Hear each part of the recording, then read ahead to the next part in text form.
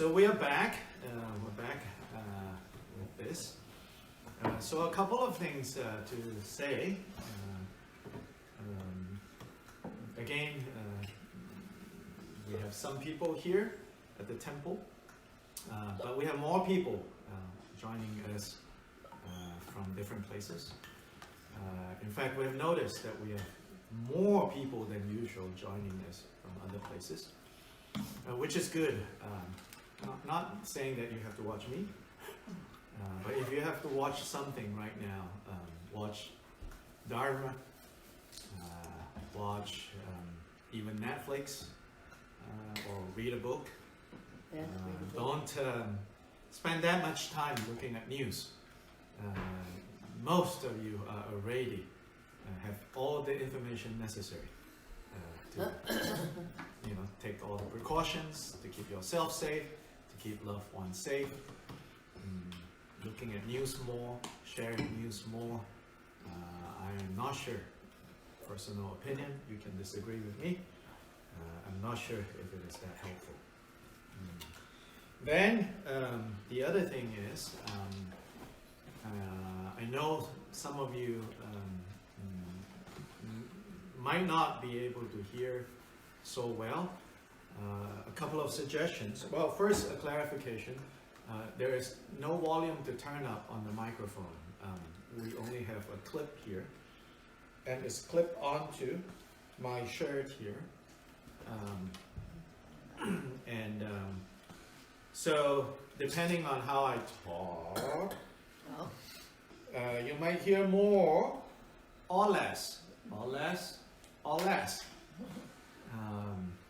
So I will try to be mindful that the microphone that is clipped here is not necessarily following my head, but I also think if I affix my head like this, some of you might fall asleep rather robotic, more often than you already do.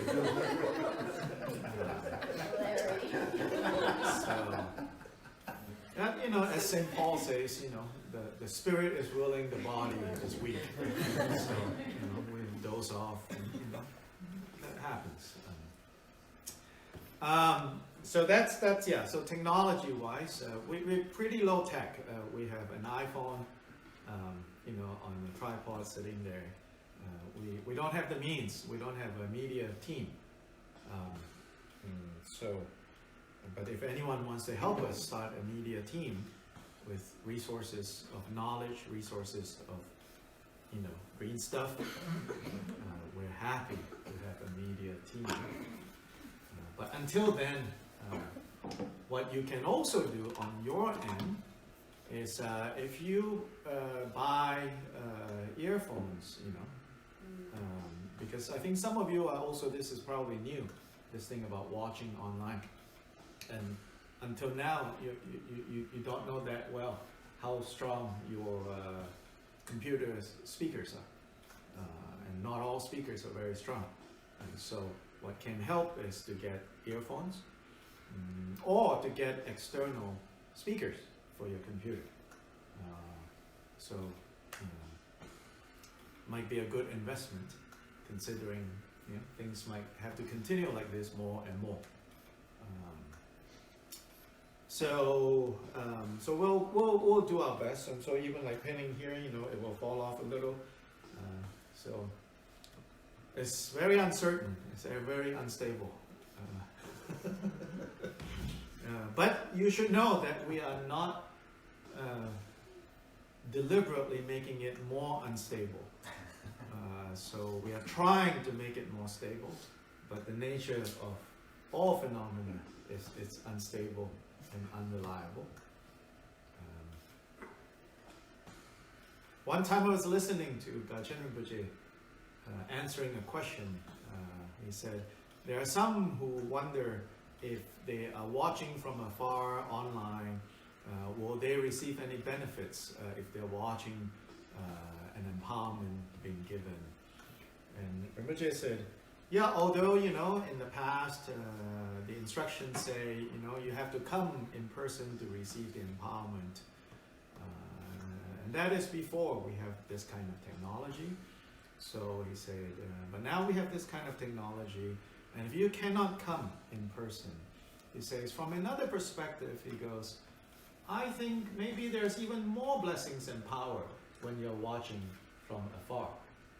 And so I was watching from afar. I was actually in Peru at that time. I'm thinking, really? How? And Rinpoche said, he said, because, you know, in these instructions, during an empowerment, it tells the person giving the empowerment, the Vajra master, to remind the recipients. So now, as you visualize this, and you visualize that, you should always do this from knowing that everything is unstable, ephemeral, as well as lacking essence and no grasping, and illusory like. And he said, this is even more illusory if you are far away watching a screen. Then you can have the illusory experience even more powerfully. So Rinpoche said, you know, maybe a little bit, you know, tongue-in-cheek, he would say, so maybe even more blessings that you're not physically here, because you can experience the illusory side of things even more powerfully. Yeah. So, if your connection goes in and out, that's the other side of this equation. How clear the video and the audio, even if we do this, and I have to say this, or I have to speak really loud, if, you know, too many people are online around this area, right, then our bandwidth has already reduced.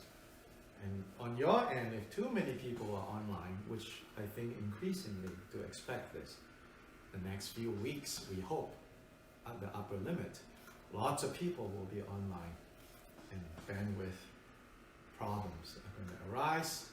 So we need to not be tethered to this and think that it's going to all work out the way we want it. Okay. So anyway, we'll try our best. I'll try to always remember to speak louder, but I would also like to have enough voice tomorrow to continue.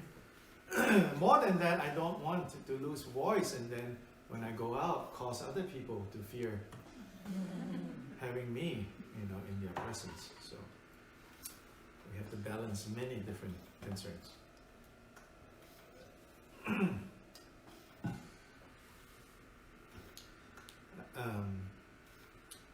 One of the points always given in Phowa instructions, Phowa transmissions, Phowa practice, we have already emphasized the importance of understanding the problem of entanglements, usually translated as attachment. First, you have to understand the problem of being entangled, and you need to develop, strengthen your resolve to not be entangled, to not bite the hook so easily. So traditional word for that is renunciation has to arise. That's the traditional expression. But before you think renunciation is some kind of exotic, you know, mysterious or mystical thing to do, it's as simple as being clear, you know, like I don't want to be entangled. I don't want to be all tied up by things that will simply bring more confusion and pain. So renunciation mind, absolutely necessary. You cannot go if you are, you know, continuing to tie yourself more to here. You cannot go there if you keep tying yourself down to here. So you need to unentangle one side. The other element that is very important for Phowa practice is the element of devotion. So this issue of devotion is not easy. Because especially on the surface level, here we say devotion to Amitabha and Amitabha's Pure Land. This works maybe easier if you were born and grew up in a culture where Amitabha is very much part and parcel of your understanding of what exists, what's there, all of that. So admittedly, this is going to be a disadvantage if you did not grow up in such a culture. But you know, whether something is going to be an obstacle or an advantage, a lot of that also depends on how we're going to relate to it. Likewise, I know a lot of people who grew up with Amitabha as part of their background and culture that says, oh no, that's just nonsense. So the point is not even devotion to a specific person or mythology, if you want to call it that, called Amitabha. That's why my style is always to emphasize, to tell you as much as I know, as much as I can about the particular deity or the particular stories, mythology, origin stories about that. But I also try to point to you, there's something more universal as well that is lying behind this particular manifestation, and that we try to connect to that universal, right? So now when we speak of devotion, then it's devotion to that universal principle, which I guess we could express it even as go to the light, go towards the light, right? As said earlier. You can express it that way. So here is the pushing factor will be a resolve to not be entangled. Renunciation. That's the pushing. That is what will push you to the Pure Land. The pulling factor will be Amitabha. Part of the story, part of the details of who Amitabha is, what Amitabha is, involves a story, a mythology about how Amitabha, because of the vows, the aspirations that he made when he was not yet a Buddha, he made 48, and in some traditions, some versions it says 49. But 48 or 49 is okay. He made 48 and 49 specific aspirations or vows. The most important one is 18, it is said, or 19, depending on how you count it. And that vow says, when I finally become Buddha, and then of course we now say, and he has, okay?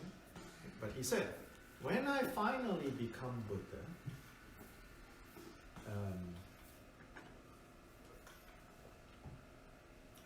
if there is any being anywhere that learns about me and learn about the quality of my pure realm or pure land, my paradise, if you want to just translate it that way. Okay, vow 1 to 17 is related to the different features of his pure land. Then at 18 it says, if after I become Buddha, there is anyone who hears about me, who hears about the wonders of my pure land, and desires to be born there after their life expires, if they fail to be born there, let me not achieve the Buddha state. So now, how the story works is to basically say that he set such a high standard for his enlightenment. Now, this is not to say like he just waved a wand and everything was fulfilled. This would be based on the God system. An all-powerful God decided, oh, rules are changed now. Everything changed. But no, even Amitabha, pre-Amitabha, still has to work within the workings of cause and effect.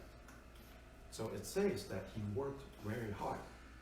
He set the, you could say, rules of engagement or conditions of his achieving Buddhahood into such a difficult task. Right? I mean, if he had made a vow and said, you know, let me not become a Buddha if those who want to achieve my land, after working for 3 bazillion years and still don't make it. That's an easier vow to fulfill, right? Because he has put the burden, so to say, on others. But here the emphasis is he's putting the burden on him. He says, let me work even harder. So then it says, now that he is already a Buddha, that means it will be really easy to be born in his land. Right? You learn about him, you learn about the qualities of his realm of existence, and you're attracted to that, and you say, I want to go.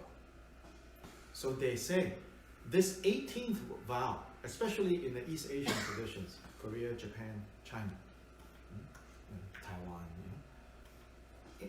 in there where there is Amitabha, strong Amitabha practice and belief, they say the 18th vow is like this universal magnet. It pulls you. It pulls you to the Pure Land. Not just that it makes Pure Land possible, it pulls you. So what does that mean?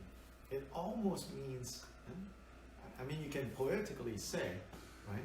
You are being dragged to the Pure Land by the 18th vow of Amitabha. But then you go, but I'm still not there. That only shows you what? Not enough devotion. Not enough devotion, one way. Yes, another way? Another is still ignorant. And you have tethered yourself so tightly. Even when they're dragging, even if the 18th vow is dragging you there, you are like, no, I'm not going. You know? And in fact, there is a painting, a famous one, of this Pure Land in Japan, where I have it somewhere on my phone, I think. It has like Amitabha standing serenely like this, you know.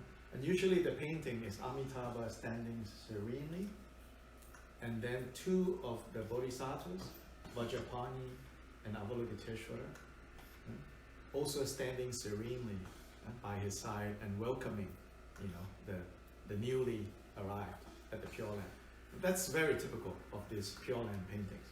But there's one painting where Buddha is sitting serenely watching, and the 2 bodhisattvas, they have a chain and rope tying this person, and they're like with great might like this, you know, dragging, and the person being dragged is like, no, I don't want to go, I don't want to go. That's a very beautiful painting, you know, although other Buddhists might go, no, Buddha doesn't force you. You have to, yeah, you know. But the point is like, you know, we are so stubborn. No? We are so committed to our entanglements that even when there is such great compassion, you know, almost literally dragging you there, you are resisting. And if you resist so stubbornly, what is a Buddha to do? No matter how great,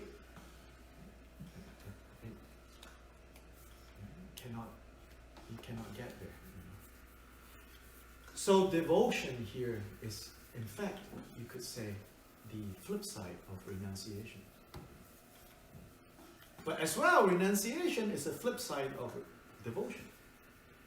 So lest your renunciation becomes heavy and negative, oh, this is terrible, I hate this world is horrible, I want to go somewhere else.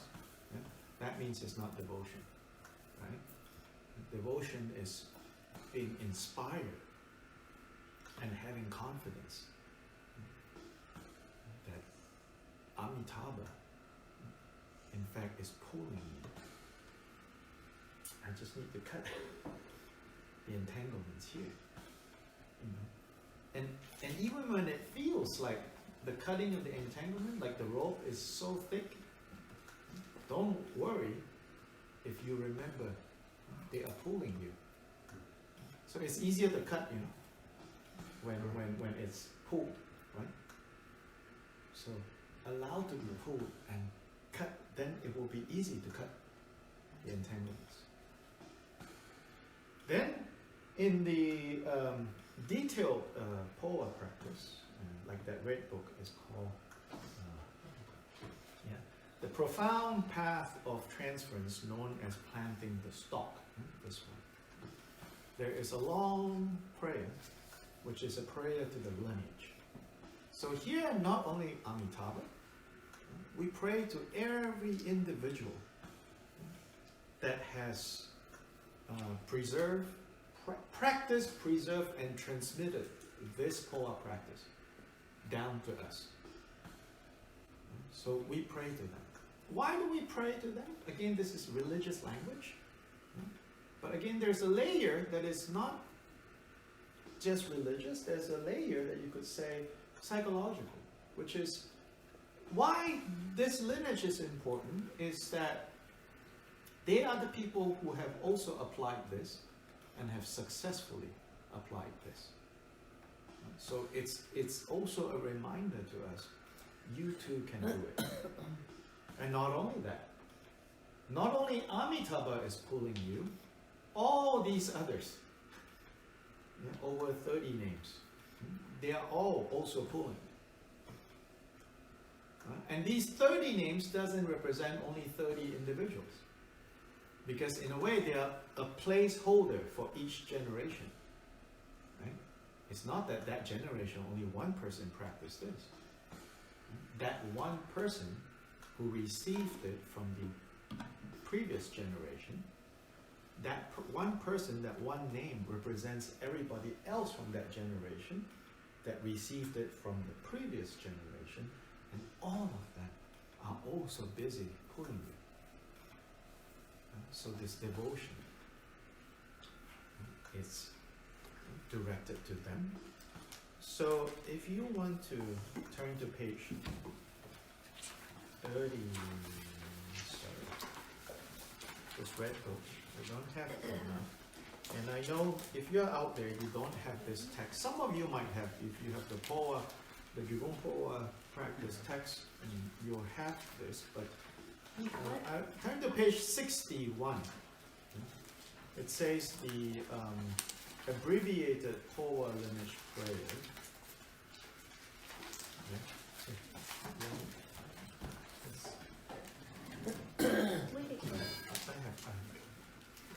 Page 61.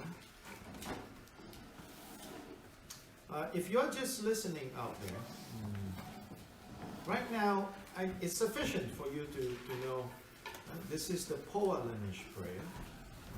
Again, to chant, to say all these names, these are useful technique, but more important than technique is the feeling. So if you don't have this text right now, you listen. You listen to us as we chant this together. But even this, it's really to open our hearts. And we're going to chant in Tibetan using a particular melody.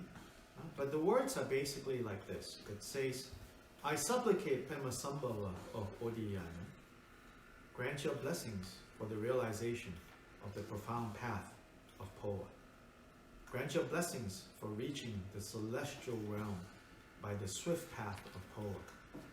And grant your blessings so that at the time of death, I and others attain rebirth in Sukhavati through Phowa.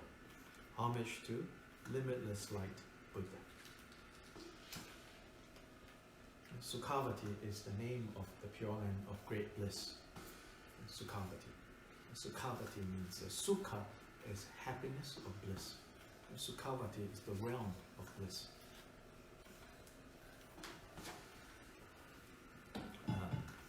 Homage to limitless light Buddha, Amitabha. Limitless light is Amitabha. Then, because this is an abbreviation, then the rest that follows are the names of all the lineage masters. On 62, Turka Nida Sanje, Namka Gyaltsen, Sankha Badra, Pago Dreme Lodro, Dharma Lord Sangye Gyaltsen, Mati Senchen, and so on and so on. And those are all the names of the lineage masters. Later, I will say a little bit about Turka Nida Sanje, maybe today or tomorrow. Then all the names until you go to 65. And finally, the last name there, I supplicate Tenzin Chuki Junne. And then I supplicate my kind root guru. And so the root guru is the main, whoever you consider to be the main source that is guiding you. That is your root guru. Whether it's formalized or not, essentially whoever is providing you your main source of guidance in the Dharma, that's your root guru. But that is only the temporary manifestation of the root guru in the form of a person. And again, the principle is what we need to really not forget. Yes, of course, the human guru is important. Without the human guru, we have no access.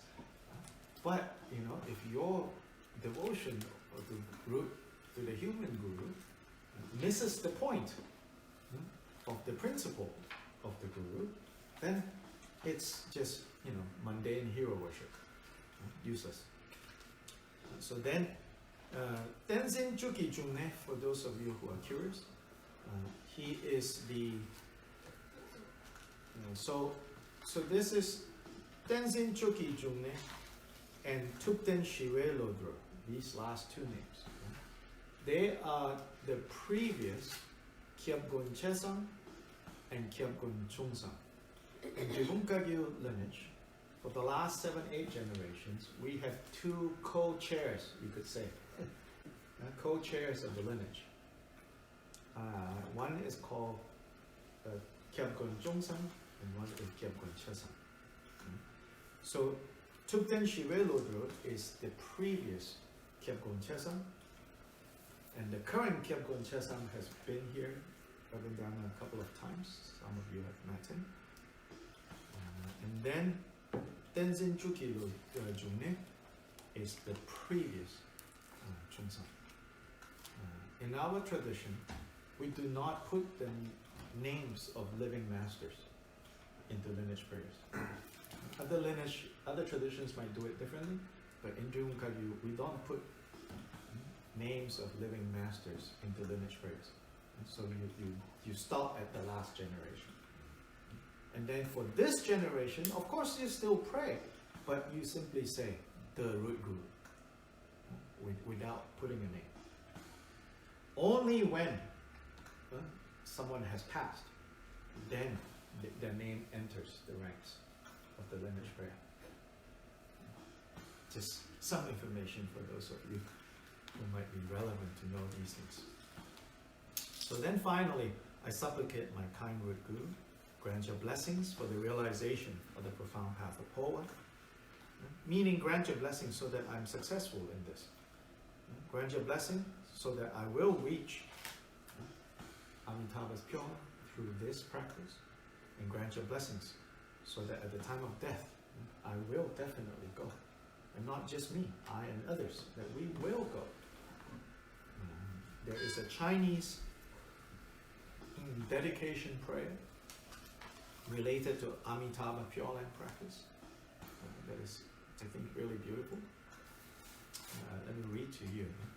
See if I can find it. It's from a child, you know, I've been saying this dedication prayer, and not until recently, you know, I decided to translate myself this dedication prayer into English. And then when I translated that into English, maybe because of circumstance, well, not maybe, of course, it's always. I mean, I've said this prayer so many times, you know. But this recently, when I translated it and I looked at it, I was like, this is really beautiful. So much so that then I went looking for a friend. I said, can you translate this into Tibetan? And then he did eventually. And then I forwarded his translation to His Holiness Driwon Kyabwe. I said, Your Holiness, can you fix the Tibetan? You know? And he did. Anyway, but in English, it says, may this merit adorn the Buddha's Pure Lands. So that means may our virtues that we engage in, you know, become ornaments for the Buddha's Pure Lands. So we talk so much about, oh, the Buddha's Pure Lands is beautiful this way, great that way, all of that, right?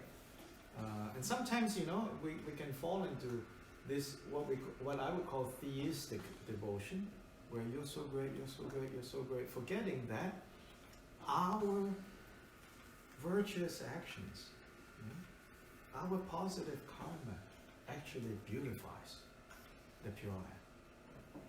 So it says here, may this merit adorn the Buddha's Pure Lands, and then repaying the 4 kindnesses above.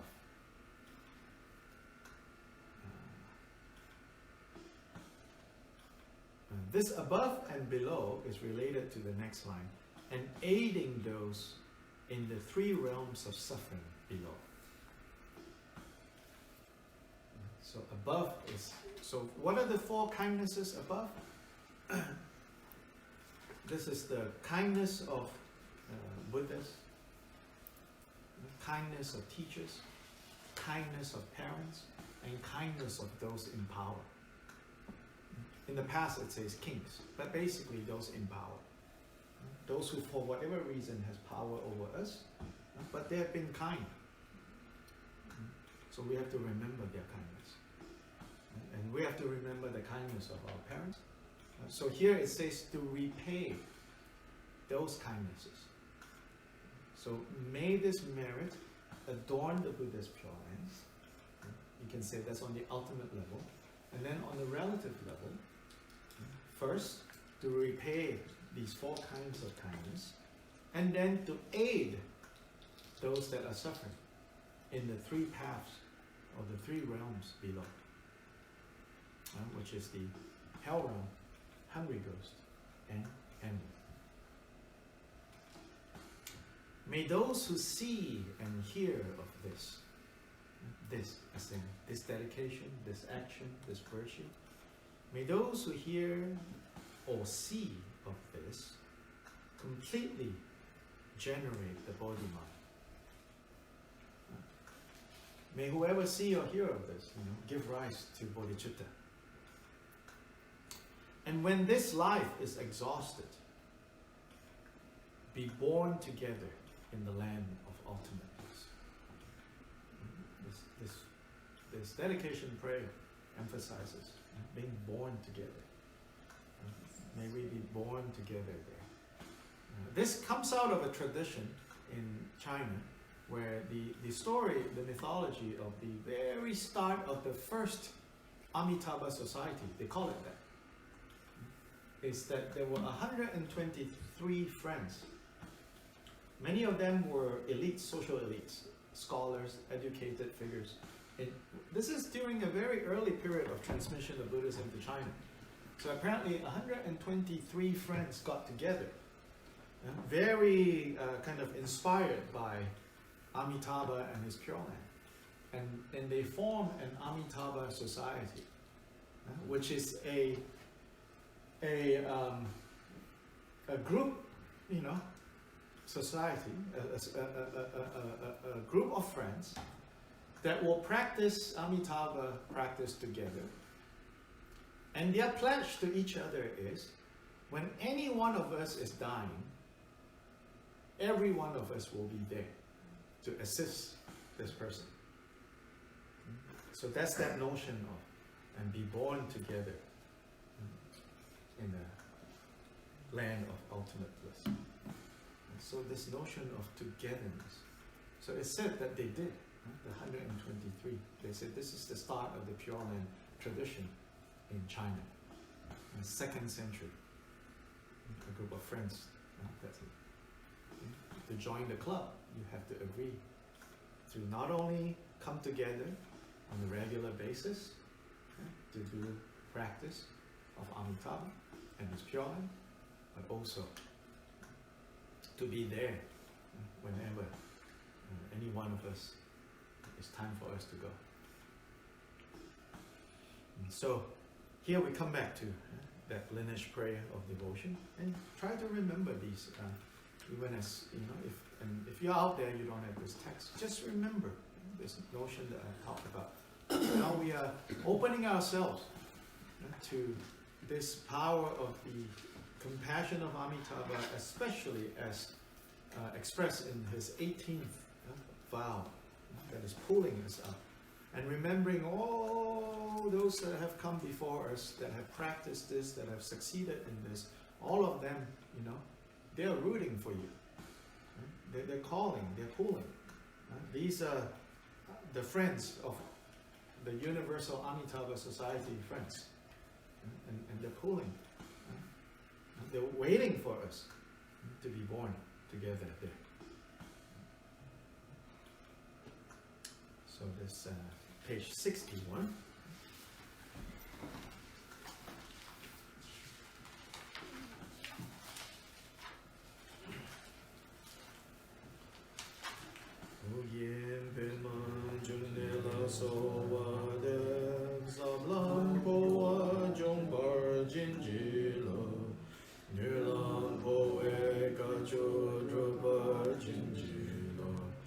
Dasudine tsebo gyurmata deva jimbo gyur jinjilo sangye oba nela jasaru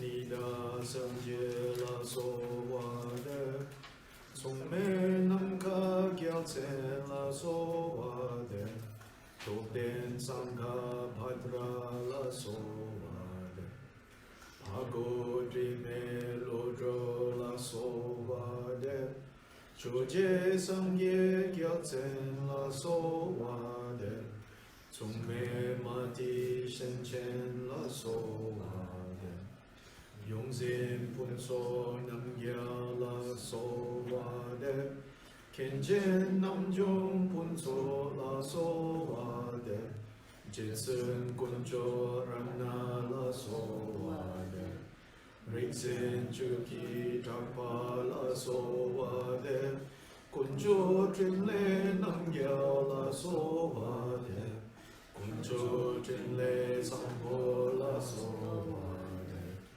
Trinle tondro chukya la sovade Kunjo tenzin dordru la sovade Yungzin choki gyalsen la sovade Tenzin choki nima la sovade Kyabda beme gyalsen la sovade Jisen dharma dvaza la sovade Garchen zanju mango la sovade Trichen lodro gyalsen la sovade Rinchen tenpe segyen la sovade Kuncho tuje nima la sovade Lodru chobang lodro la sovade Kuyen nuden dorje Tenzin kuncho chokya la so wade. Tenzin choki lodro la so wade. Tuten shiwe lodro la so wade. Tenzin choki june la so wade. Drinchen sawe lama la so wade. Salam towa jumbar jinjilo. Nirlam kowe kajo droba jinjilo. Daso dime se for gyurmata. Dewa chindu kyewar jinjilo. Sangye opa vela chasa.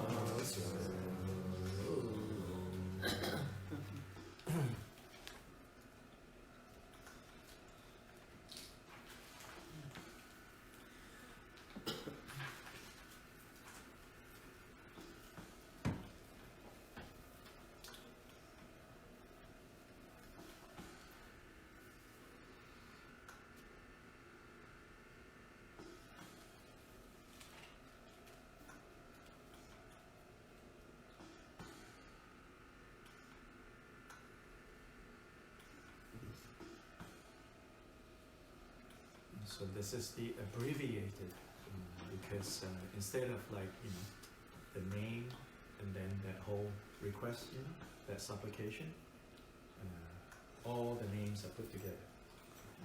In the pages before this section, then it's long.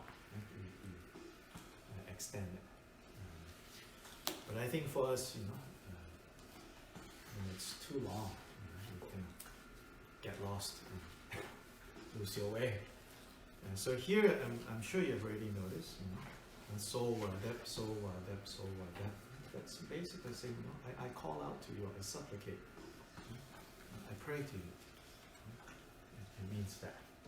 And then the names of each of the lineage master from each generation, like on 65, Jesun Kuncho Chokyap, Denzi Chuki Lodro, Tuten Shiwe Lodro, Denzin Chuki Jume. Each of the names, I call out to you, I supplicate you. So this business of supplicating or calling out, it's the best example I can give is it's you tuning your radio. The radio waves from the station, it's very powerful. And it's never off. And this is all the lineage masters all the way back to Amitabha. And when we say, I supplicate you, I call out to you, I pray to you, we are tuning ourselves so that we can receive those waves of blessings. Clear, loud and clear, with no distortion. And so that's what we're doing here. So it doesn't need to be very long. So this is what we are.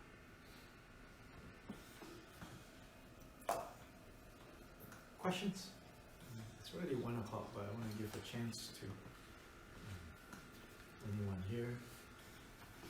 Unfortunately, our technology challenges and our personnel challenges too. We aren't able to take questions from online. Again, we have a media team and all of that, we can do that. But just here in this room, any questions? Yes? Just when you, specifically, the 49 specific aspirations of Amitabha. Amitabha. Yeah, aspirations of... Just to look it up, Amitabha aspiration 49. Yeah, vows of Amitabha. You can, if you want to search on Google, like the 48 is more common, so you want to look for the 48 vows of Amitabha, and you can find it. Yeah. Could you share that prayer and that picture? Picture. With us. Oh yes, the picture of the pooling. Yeah, we'll put it on Facebook Urban Dharma page, and this prayer I will also put.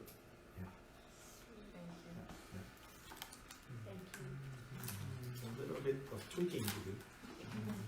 as I was reading the English, I said, I can tweak this a little bit more. Never stops. Never stops, yes. Never Never will. stops. Until They never will. we're in the Pure Land. Tweakings will continue. And twitches. It's not any of these, right? Is there any pooling going on there? No, you look. Is there any pooling going on there? No. No, then it's different. Yes. We had a tanka there for a while. Yeah, That Phowa. was like Phowa. Yeah, All Phowa the tanka. lineage masters. All the lineage masters, and Christina has a version of that. Yeah. No, here we're talking about the image that I was describing to you from Japan. Yeah. Other questions or comments? Clarification? Tomorrow 9 to 1 again. Tomorrow again 9 to 1. I will go rest my voice in between now and then. So again 9 to 1 we will be here and we will again live cast. And nobody here is asking, but maybe someone out there might be asking.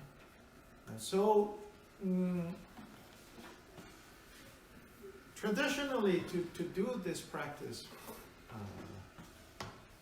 properly, you need to receive the Phowa transmission. And this program is not designed to give the transmission formally. But I think this is an essential work to do. Then you say, well, if I want to practice something, what should I do? Tomorrow we will talk about that. Because there's a lot we can do right now, even if we don't directly engage in a specific technique. My whole point is, in fact, that the technique is secondary. The heart has to change.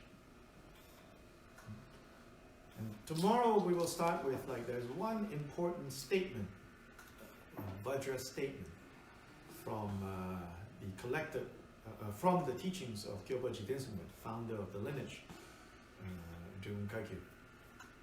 There's an important statement that he made about Phowa. So I want to look at that. Then I also want to look at, in the Lojong tradition, there's also Phowa mentioned in there. And how do we understand that Phowa? And then,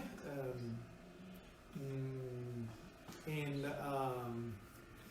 other places of the collected works of Jigten Summa, he also talked about Phowa that is not necessarily Amitabha's Phowa. But here I'm not like, okay, let's introduce, how about going to this Pure Land? How about going to that Pure Land? No, I'm not talking about that.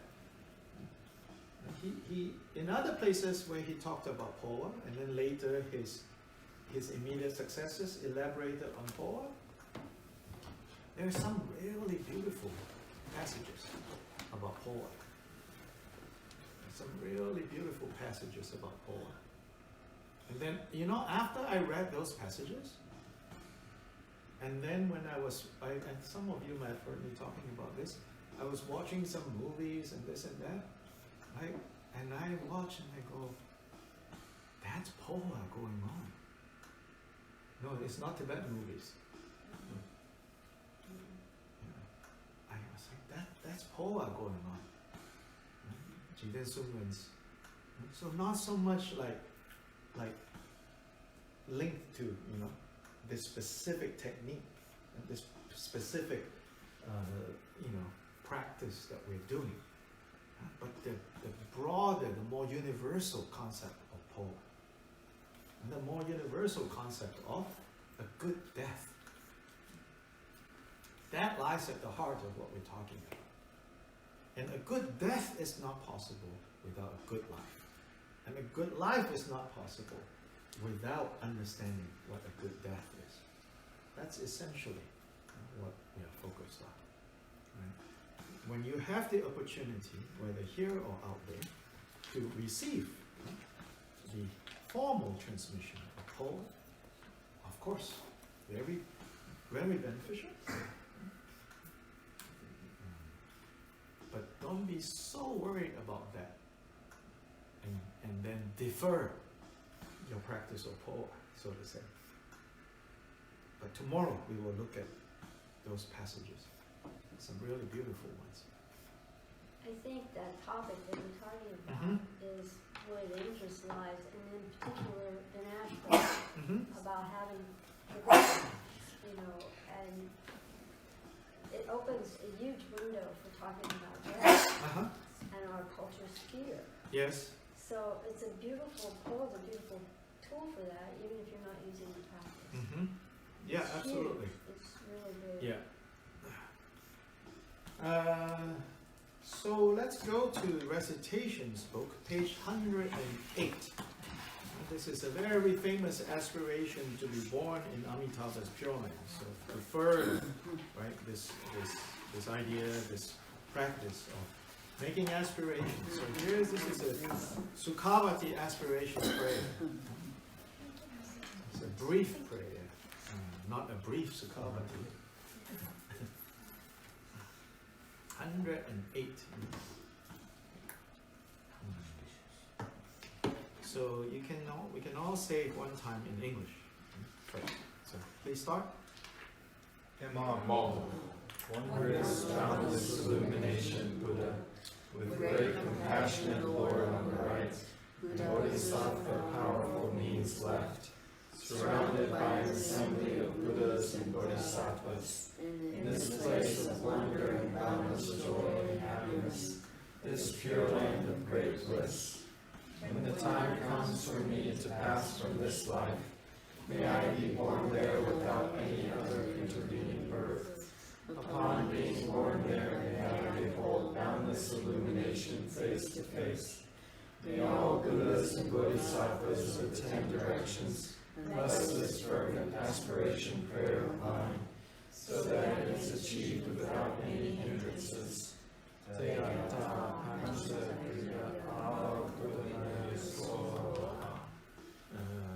Without losing that page, go to 143 very quickly, but we're coming back to 108. So put your hand at 143, the bodhicitta, say that? Bodhicitta, the excellent and precious mind, where it is unborn may it arise, where it is born may it not decline, but ever increase higher and higher. And without losing 143, go to 108. Now we chant.